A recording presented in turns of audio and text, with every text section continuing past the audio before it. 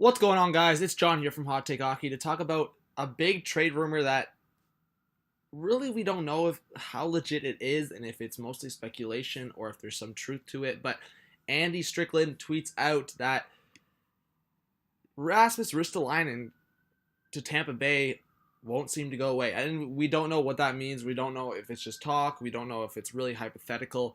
We really don't know how much truth it is. But Andy Strickland, who's for the most part pretty close with St. Louis, but he does seem to report a lot on the U.S. side of things, and you got it. You can't take anything lightly, and we still got to talk about it. So Ristolainen, through about 61 games so far, he has 37 points. Not bad for a big right-handed defenseman on a Buffalo Sabres team that's really slowed down in the last couple months. He has a $5.4 million cap hit. He has 3 more years after this year, and he's a defenseman that everyone wants. Like I said, the right-handed defenseman aspect, but the size as well. It's what you want as a team. So if you're the Lightning, I mean, we could talk about trade scenarios for a sec, but talk about the Lightning. If he slotted in that lineup, the top 4 would end up being Hedman and Ristolainen at the top pair, some giants, and then McDonough and Strawman. You've got to imagine a guy like Sergachev might go the other way to Buffalo if this was happening, or prospects. I mean, maybe Kachuk. You could look at maybe one of the younger forwards and like Matthew Joseph.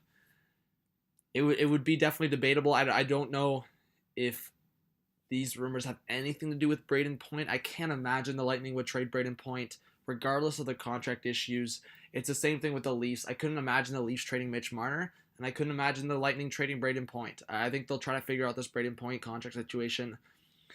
Maybe the other aspect is maybe they try to lose the Callahan contract, but is it really worth it in the end because it's got shorter terms? So we'll look at this rumor. We'll talk about it if it gets more serious.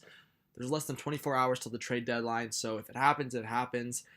A deal like this, any deal that involves big top defensemen that are not rentals or big top forwards that are not rentals, usually it ends up being in the offseason or a draft trade. But I wanted to talk about it just to get your attention, guys. So leave your comments below. I want to hear what you think, and subscribe to the channel. Drop a like. Would appreciate the support. NHL trade deadline, less than 24 hours away. It's going to be exciting. This is John from Hot Take Hockey. Peace out.